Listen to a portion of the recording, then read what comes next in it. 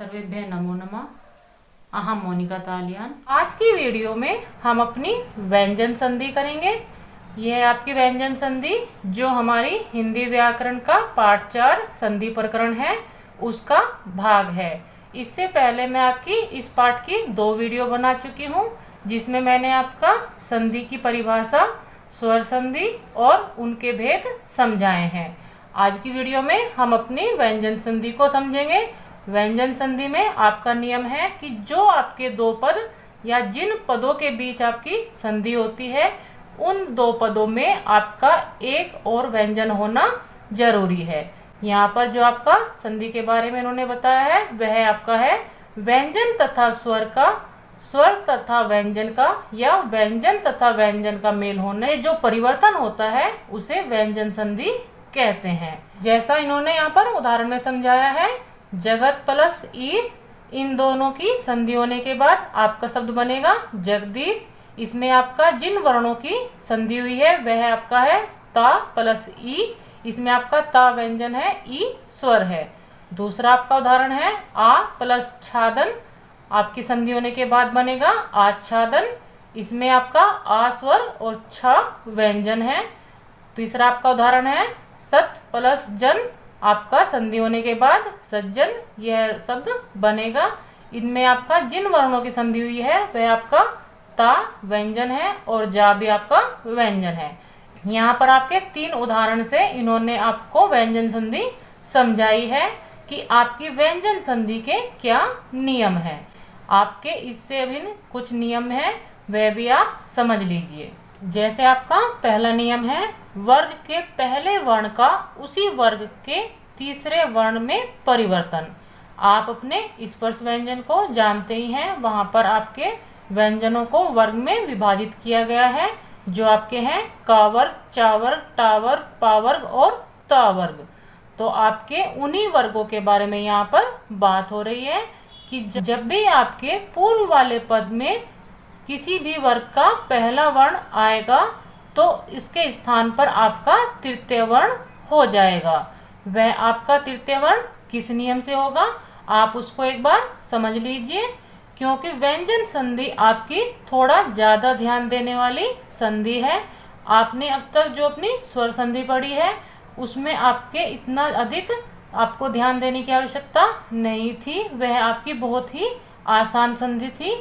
लेकिन व्यंजन संधि आपकी कुछ कठिन संधियों में से है, तो आप इसमें कुछ अधिक ध्यान देंगे।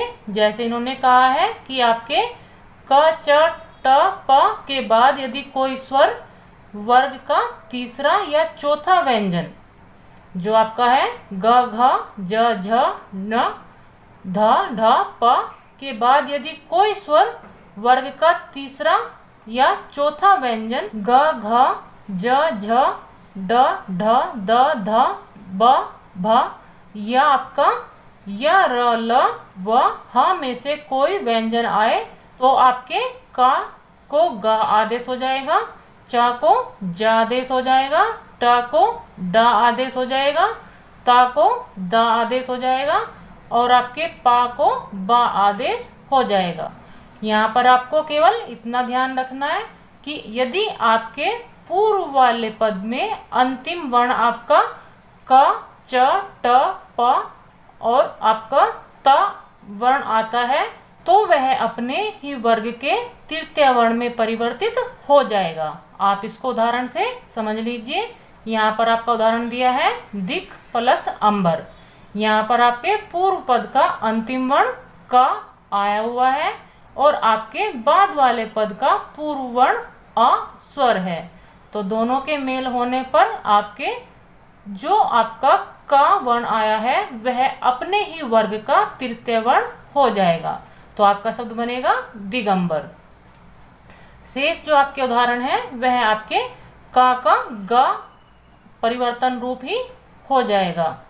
यहाँ पर आपके जो इन्होंने उदाहरण दिए हैं उसमें आपके चा का ज, टा का ड, पा का ब आदेश हो जाएगा। इसमें आप अपने एक उदाहरण को देख लीजिए, अच प्लस अंत। यहाँ पर आपके पूर्व वाले पद का अंतिम वर्ण च वर्ण है और आपके बाद वाले पद का पूर्व वाला वर्ण आ स्वर है, तो आपके चा वर्ण को चा वर्ग का ही तृतीय वर्ण हो जाएगा, च छ ज। यहाँ पर आपका अजंत जो शब्द है वह आपका इसी नियम से बनेगा। शेष उदाहरण आप स्वयं देख लीजिए। यहाँ पर आपका ता का द आदेश हो जाएगा। आपका उदाहरण है तत् प्लस भव। यहाँ पर आपका पूर्व वाले पद का अंतिम वर्ण ता वर्ण आया है और आपके बाद वाले पद का पूर्व वाला वर्ण भ वर्ण आया है। जो आपके नियम में भी इन्होंने बताया है कि वर्ग का तीसरा या चौथा व्यंजन आता है तो आपके ता वर्ग को तृतीय वर्ण में आदेश हो जाएगा। तो यहाँ पर आपके ता वर्ण को उसी वर्ग का तृतीय वर्ण त थ द आदेश हो जाएगा, तो आपका शब्द बनेगा तद्भव। शेष उदाहरण भी आप अपनी वीडियो को रोककर देख सकते हैं। आपकी व्यंजन संधि का दूसरा नियम है वर्ग के पहले वर्ण का पांचवें वर्ण में परिवर्तन। जो आपने इससे पहले वाला नियम देखा था उसमें आपके वर्ग के प्रथम वर्ण का उसी वर्ग का तृतीय वर्ण में परिवर्तन बताया था, और यहाँ पर आपका वर्ग के प्रथम वर्ण का पंचम वर्ण में परिवर्तन बताया है। जो आपका पंचम वर्ण में परिवर्तन होगा वह आपका किस नियम से होगा आप उसको भी समझ लीजिए। जैसा इन्होंने यहाँ पर आपको बताया है क च ट त के बाद यदि आपका मा या ना हो तो आपके का को न्य, चा को ज, टा को न, ता को ना और पा को मा हो जाएगा। कहने का अर्थ है कि यदि आपके पूर्व वाले पद में अंतिम वर्ण आपका कोई भी वर्ग का प्रथम वर्ण हो और उसके बाद जो आपका बाद वाला पद आया है उसका पूर्व वाला वर्ण आपका ना या मा में से कोई भी होता है तो आपके प्रथम वर्ण को पंचम वर्ण आदेश हो जाएगा। यहाँ पर आप अपना उदाहरण देख लीजिए। वाक प्लस में आपके पूर्व वाले पद का अंतिम वर्ण का वर्ण आया है, बाद वाले पद का पूर्व वाला वर्ण मा व्यंजन आया है। तो यहाँ पर आपका संधि होने के बाद आपके का को उसका पंचम वर्ण आदेश होने के बाद आपका शब्द बनेगा वांग में। शेष जो आपके उदाहरण है वह भी आपके इसी नियम के उदाहरण है। आप अपनी वीडियो रोककर शेष उदाहरण भी एक बार जरूर देख लीजिए। सभी संधियों में आप अपने जितने भी आपको उदाहरण आपकी वीडियो में दिखाई दे रहे हैं यदि आप उन पर भी एक बार अभ्यास करते हैं तो आप अपनी संधियों को और भी आसानी से समझ सकते हैं। व्यंजन संधि में आपका तीसरा नियम है जो आपका ता संबंधी विशेष नियम। जब आपके पूर्व वाले पद का अंतिम वर्ण ता वर्ण होता है तो आपके उसमें क्या परिवर्तन आता है, यदि उसके बाद कोई भी व्यंजन या स्वर हो तो उसमें क्या परिवर्तन होगा वह आपके इस नियम में बताया गया है। आपके ता संबंधी जो विशेष नियम है उसके इन्होंने 3 भाग किए हैं, आप उनको समझ लीजिए। यहाँ पर आपका पहले वाला भाग है ता व्यंजन के बाद यदि च या छ हो तो च, ज या झ हो तो ज, ट या ठ हो तो ट, ढ या ढ हो तो ड और त होने पर ल हो जाता है।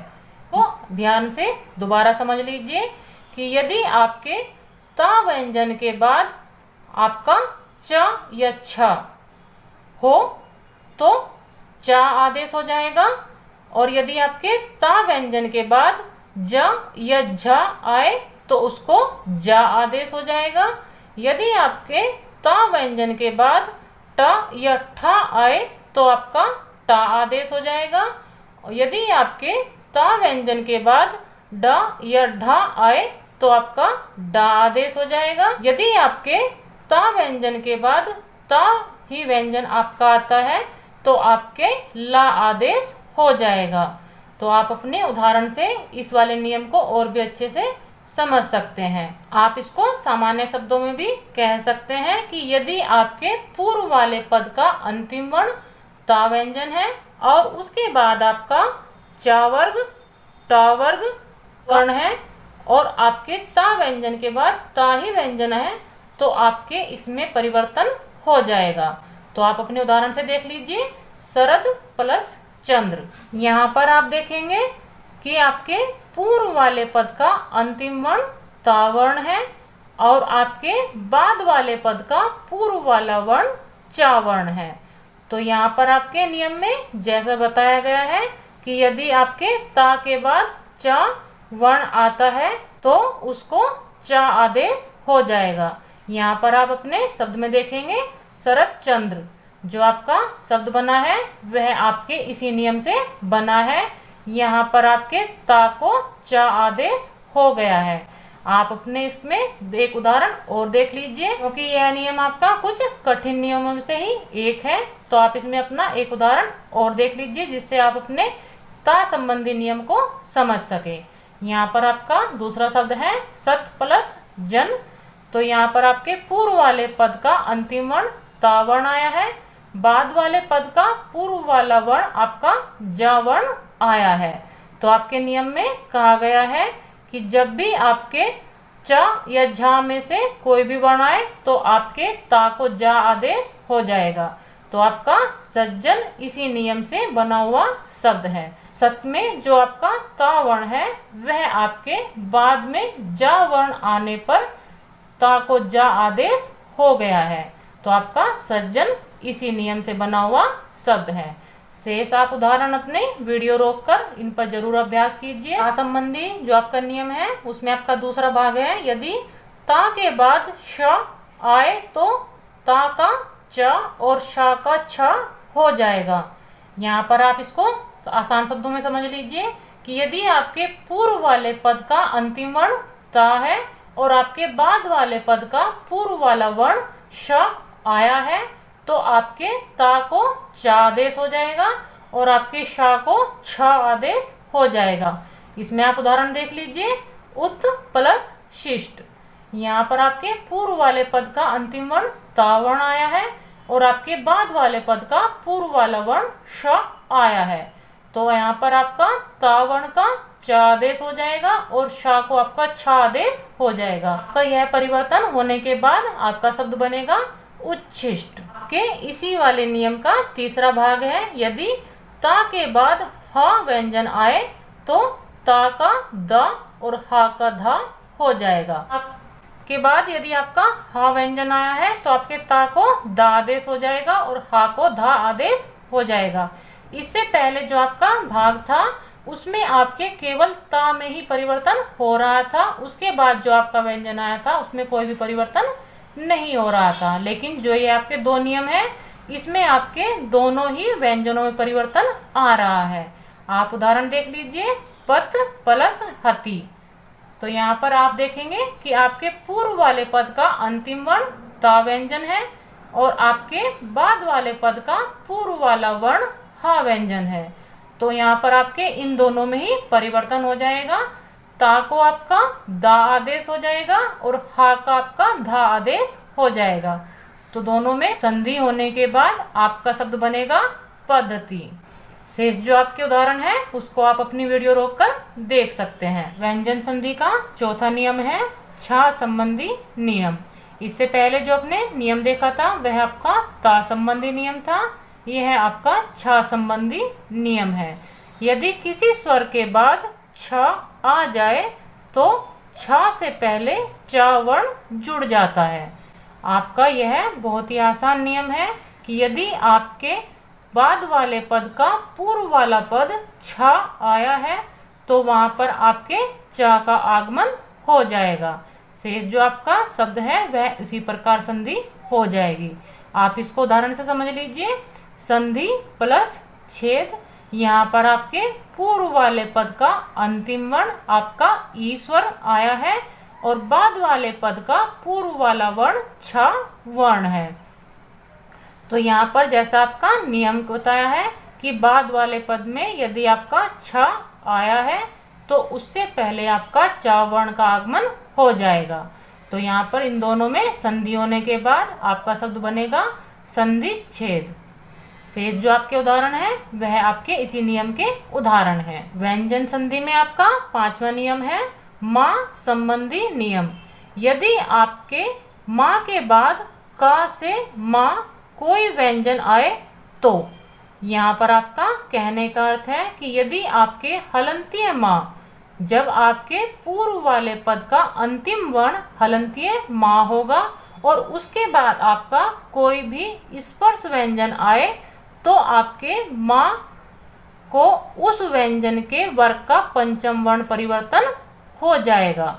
जिस भी वर्ग का आपका बाद में व्यंजन आएगा तो आपके उसी वर्ग का पंचम वर्ण वहां पर आपके हलंतीय माँ को आदेश हो जाएगा।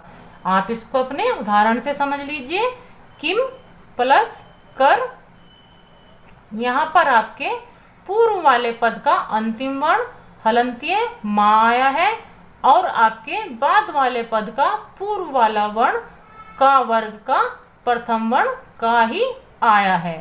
तो यही आपका नियम कहता है कि यदि आपके हलंतीय माँ के बाद कोई भी स्पर्श व्यंजन आता है तो आपके उसी वर्ग का पंचम वर्ण हो जाएगा। यहाँ पर इन दोनों में संधि होने के बाद आपका शब्द बनेगा किंकर। यहाँ पर आपका किंकर शब्द इस संधि नियम से हो जाता है, लेकिन जो आपने अपना अनुस्वार का नियम पढ़ा है वहाँ पर आप अपने पंचम वर्ण को अनुस्वार भी कर सकते हैं। जैसे इन्होंने यहाँ पर कहा है कि शब्द के अंत में अनुस्वार सदैव हलंतीय माँ का ही रूप लेता है, अतः सम को हम सम भी लिख सकते हैं। तो आप अपने अनुस्वार नियम से अपने पंचम वर्ण को अनुस्वार कर सकते हैं। तो आपका किंकर, जो यह शब्द आपके सामने दिखाई दे रहा है, यह आपके अनुस्वार नियम से हो जाएगा। इसको समझने के लिए आप अपना एक उदाहरण और देख लीजिए। जैसे आपका है सम प्लस ध्या, यहाँ पर आपका पूर्व वाले पद का अंतिम वर्ण हलंतीय माँ आया है और उसके बाद आपका धा स्पर्श व्यंजन आया है। तो आपका नियम कहता है का वर्ग का पंचम वर्ण आपके यहाँ पर हो जाएगा। तो आपके ता वर्ग का पंचम वर्ण आपका न, तो यहाँ पर आप देखेंगे संध्या, इस रूप में आपका माँ संबंधी नियम से आपकी संधि होने के बाद आपको वर्ण प्राप्त होगा। लेकिन जो आपका अनुस्वार वाला नियम है उससे आपके पंचम वर्ण को अनुस्वार होने के बाद संध्या आपका इस रूप में आपको शब्द मिलेगा। आप अपने शेष उदाहरणों को भी एक बार जरूर अभ्यास कर लीजिए, क्योंकि जितना आप अपने उदाहरणों पर अभ्यास करेंगे उतनी ही आसानी से आप अपनी व्यंजन संधि को समझ सकते हैं। यहाँ पर इन्होंने अन्य नियम में बताया है कि यदि आपके माँ व्यंजन के बाद आपका माँ व्यंजन आता है तो वहाँ पर आपका द्वितीय माँ का प्रयोग होता है, वहाँ पर आपके अनुस्वार का प्रयोग नहीं होगा। जो आपका पांचवा नियम इन्होंने समझाया था कि हलंतीय माँ के बाद आपका कोई भी व्यंजन आए तो वहाँ पर आपका उसी वर्ण का पंचम वर्ण हो जाता है या आपका अनुस्वार हो जाता है। तो यहाँ पर आपको इन्होंने उसमें एक परिवर्तन करके अन्य नियम समझाया है कि यदि आपके पूर्व वाले पद का अंतिम वर्ण हलंतीय माँ आया है और आपके बाद वाले पद का पूर्व वाला वर्ण माँ आया है तो वहाँ पर आपका अनुस्वार नहीं होगा, वहाँ पर आपका माँ ही होगा। यहाँ पर आपका सम प्लस मुख, इन दोनों में संधि होने के बाद सम्मुख, इस प्रकार आपका शब्द बन जाएगा। आप अपनी व्यंजन संधि के अन्य नियम में खा वाला भाग देख लीजिए। माँ से परे य र ल व श स स ह आने पर माँ का रूपांतरण आपका अनुस्वार हो जाता है। यहाँ पर बताया गया है कि आपके पूर्व वाले पद का अंतिम वर्ण यदि आपका हलंतीय माँ है और उसके बाद आपका कोई भी य र ल व श श स ह यदि आपका वर्ण आता है तो आपके हलंतीय माँ का रूपांतरण आपके अनुस्वार में हो जाएगा। यह आपका अनुस्वार वाला ही नियम है। आप इसको एक बार अपने उदाहरण से समझ लीजिए। जैसे यहाँ पर आपका है सम प्लस यम, यहाँ पर आपके पूर्व वाले पद का अंतिम वर्ण हलंतीय माँ है, आपके बाद वाले पद का पूर्व वाला वर्ण या व्यंजन आया है तो यहाँ पर आपके हलंतीय माँ को अनुस्वार हो जाएगा। इन दोनों में संधि होने के बाद संयम आपका शब्द इस प्रकार हो जाएगा। शेष उदाहरण आप स्वयं देख सकते हैं। यहाँ पर आपका है ना का अणा। यह आपकी संधियों में आप कितनी बार शब्दों में देखते हैं कि आपके ना को अणा आदेश हो जाता है, वह आपका किस प्रकार होता है उसके लिए आप समझ लीजिए। जब आपका री, र और आपका श के बाद न आता है तो आपके ना को अणा हो जाता है। इसमें भी आपका इन्होंने कुछ विशेष दिए हैं कि यदि आपके बाद वाले वर्ण में च वर्ग, टा वर्ग, ता वर्ग और आपका श या श आए तो आपके ना को अणा नहीं होगा। आप अपने उदाहरण से इस वाले नियम को अच्छे से समझ सकते हैं। यहाँ पर आपका है री प्लस न का नियम है कि आपके री के बाद यदि ना आता है तो आपके ना को अणा आदेश हो जाएगा। तो यहाँ पर आपका ऋण इसी का आपका उदाहरण है। आप इसको अन्य उदाहरण से भी समझ सकते हैं। हर प्लस न, यहाँ पर आपके पूर्व वाले पद का अंतिम वर्ण रा आया है और उसके बाद आपका बाद वाला जो वर्ण है वह आपका ना आया है, तो आपके ना को अणा आदेश हो जाएगा पूर्व वाले पद का अंतिम वर्ण र होने के कारण। जो आपके नियम में इन्होंने बताया है शेष उदाहरण भी आप देख सकते हैं। यहाँ पर जो इन्होंने आपके नीचे शब्द दिए हुए हैं वह आपके इसके उदाहरण है। जैसे आप दर्शन में देखेंगे दर प्लस सन, यदि आप इसका संधि विच्छेद करते हैं तो आपको दो शब्द प्राप्त होंगे दर प्लस सन। आपके दर में अंतिम वर्ण रा आया है लेकिन उसके बाद वाला आपका जो वर्ण है वह आपका श आया है, तो यहाँ पर आपके ना को अणा आदेश नहीं होगा, वह आपको इसी रूप में मिलेगा। तो आपका दर्शन शब्द इसी का उदाहरण है। शेष जो आपके शब्द हैं अर्जुन, रतन, दुर्जन, अर्चना, पर्यटन आदि आपके इसी के उदाहरण हैं। यहाँ पर इन्होंने अपवाद इसलिए लिखा है क्योंकि इन्होंने जो विशेष रूप से यहाँ पर परंतु करके दिया था वह आपका इसी का उदाहरण है। व्यंजन संधि में आपका अंतिम नियम है स को श आदेश। यहाँ पर आपके स से पूर्व अ से भिन्न स्वर हो तो आपके स को श आदेश हो जाएगा। आप अपने उदाहरण से समझ सकते हैं। अभी प्लस से, यहाँ पर आपके पूर्व वाले पद का अंतिम जो आपका वर्ण है वह आपका आ से भिन्न स्वर है, वह आपका ई स्वर है।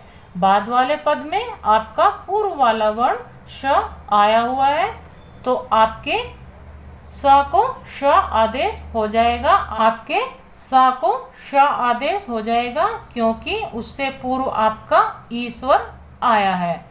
तो आपको इतना ही ध्यान रखना है इसमें कि यदि आपके पूर्व वाले पद में आपका आ से भिन्न कोई भी स्वर आता है और आपके बाद वाले वर्ण का पूर्व वाला वर्ण आपका स दंतीय सकार आता है तो वहां पर आपके दंतीय सकार के स्थान पर मूर्धन्य सकार हो जाएगा।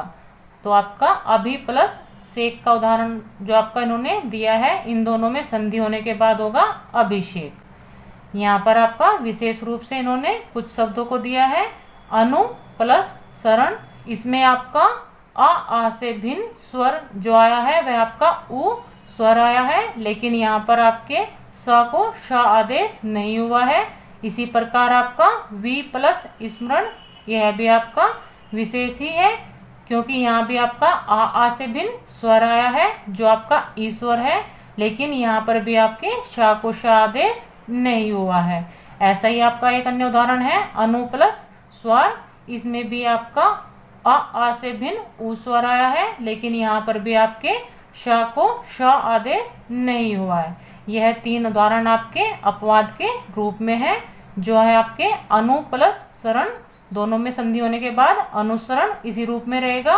वी प्लस स्मरण आपका संधि होने के बाद इसी रूप में विस्मरण रहेगा। अनु प्लस स्वर आपका संधि होने के बाद अनुस्वर ही रहेगा। यह आपका अपवाद इन्होंने दिए हैं। ये आप अपनी संधि की इस वीडियो को 1 या 2 बार देख लेते हैं तो आप अपनी